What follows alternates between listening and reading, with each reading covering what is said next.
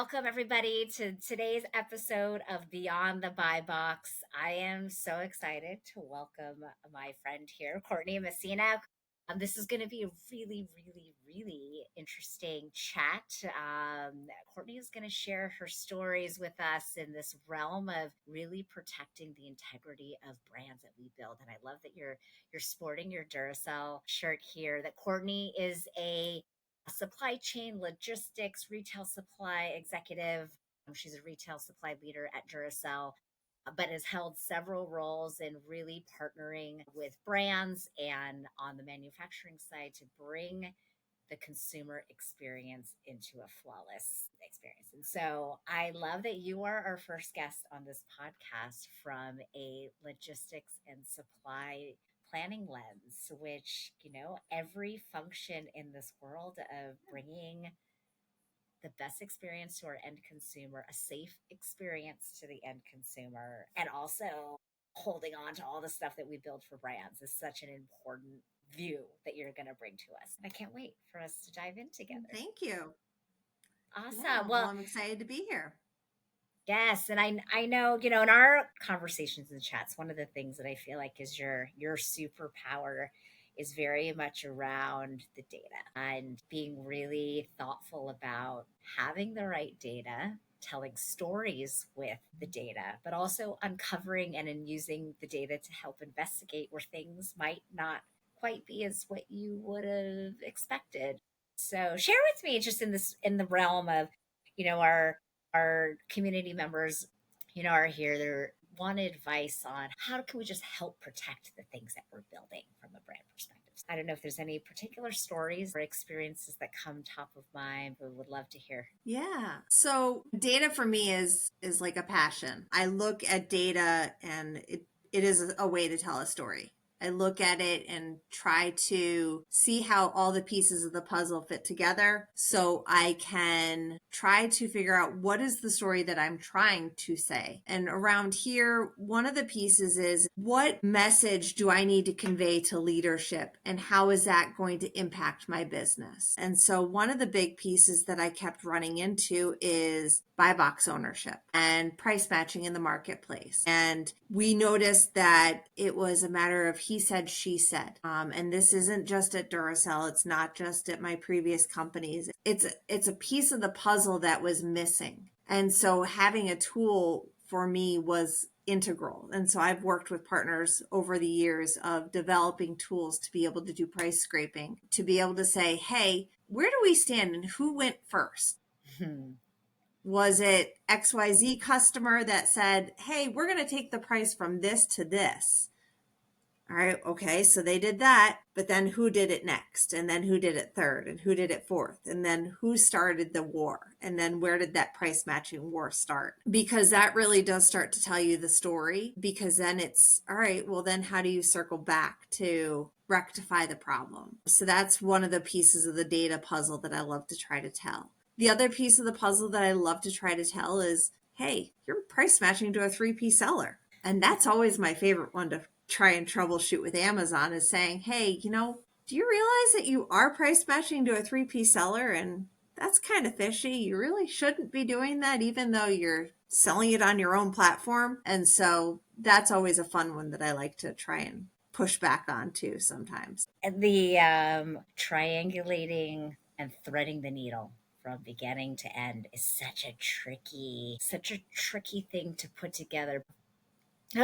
In maybe across like the breadth of your experiences, have there been any situations where you've come across like, really, that's just really surprised you? Just spoke about, buy box ownership or the 3P matching. Are there any kind of instances that stick out for you in situations where it's like, I'm so shocked, how did this happen? And maybe some of the things that Yes. taking those learnings, and how does that play into your rhythm in your day to day? Like, what do you now factor in Yeah. because you know that you don't want to go down that path ever again? Yeah, I think one of them is my grateful appreciation for tools.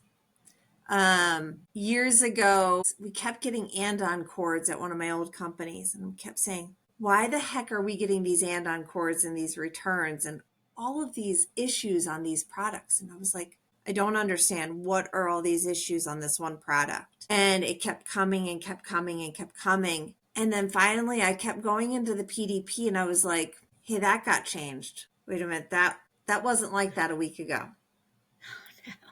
Okay, got that updated. Week later, kept getting more andon cords. Went back into the PDP. Something else got changed. Then I was getting andon cords in return saying people were getting products that they didn't order. And then I was like scraping the PDP even further and finding that 3Ps were going in and overriding our data on our PDPs at my old Oh company. boy. And I was like, holy crow. More grateful appreciation for tools today that I have access to that can flag me for when our PDPs are being overridden. And so for me, that's my first place to go. It's every week I get an alert of, is your PDP being overridden? Yes, no? Okay, great, good to know. I have a reliance on the tools that are at my disposal now. So that way I can look for map price breaks with the help of my MS&P team. I can look for the PDP scrapings. I can look for buy box ownerships. I can look for what percentage of the times I've lost buy boxes to 3P sellers or to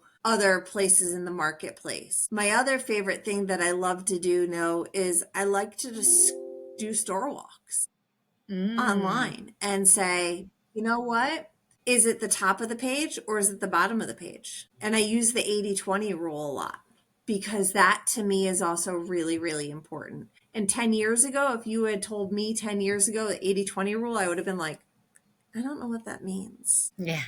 And that's a really big, important rule to kind of live by because if it's not a part of that top 20 or top 80%, don't really worry about it because that 20% isn't really going to change your bottom line in full transparency.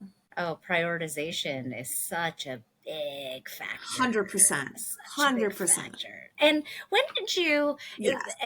our very first guest that we had on the podcast, Danny Silverman, he spoke about, finding that there's the tipping point of you're sitting in a role and you can do these yourself. There's going to be many folks who work with brands or on a business that, you know what, you can get your hands around by doing store walks. You can investigate and you can see. Yeah. For you, Duracell and other organizations that I know that you've been a part of are massive.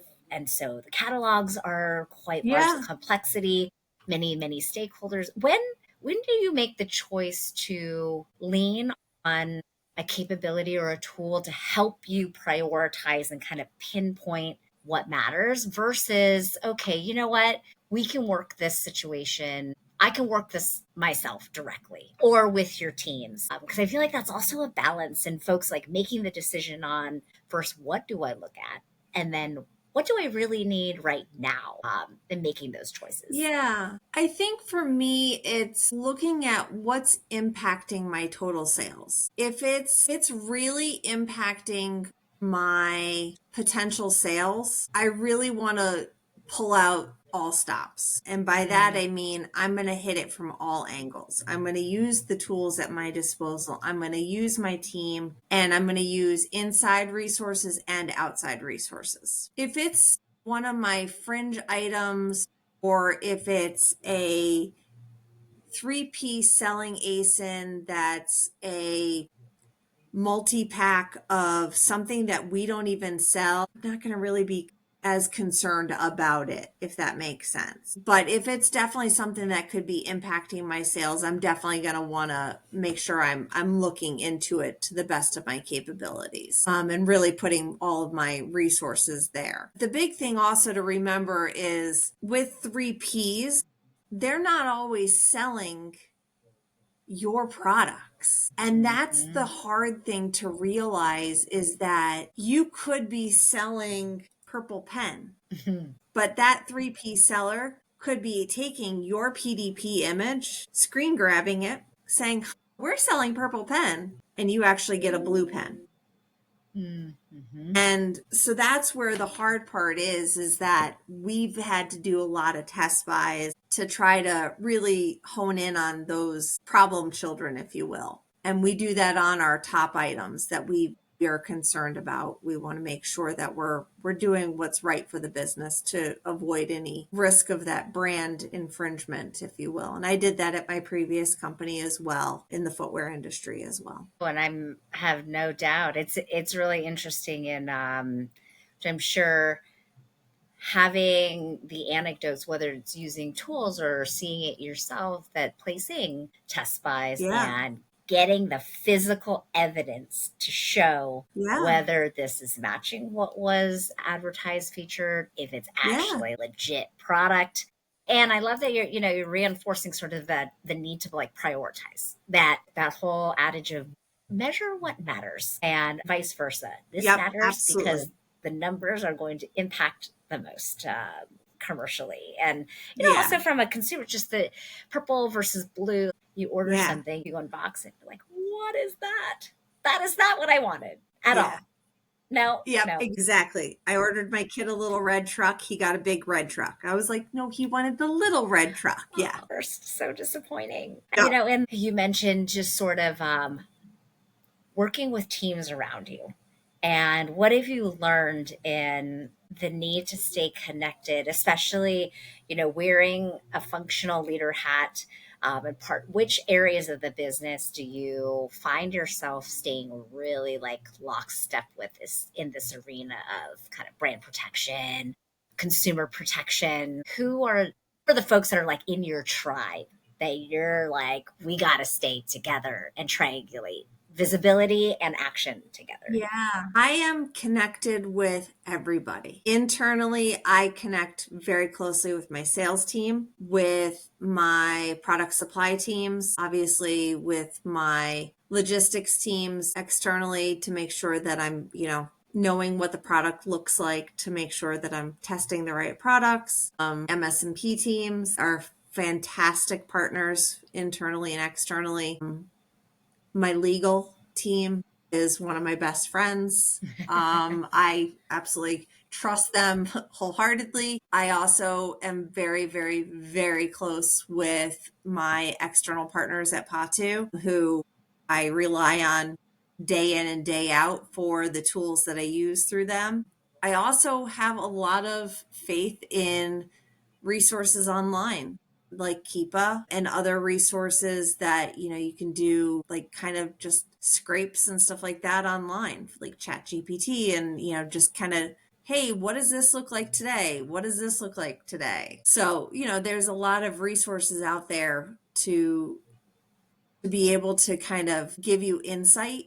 And so I try to stay as close as I can to everything, to make sure I'm doing the best I can for the business and for myself. And I love that. I mean, that's how we got connected. Is you're very much Yeah. you're like the quarterback ringleader of this dynamic, complex, which is incredible. And Yeah. it takes the person who is going to be at the center and pulling in all of these team members. I'm curious. I've learned, and it's interesting being now on the agency side, that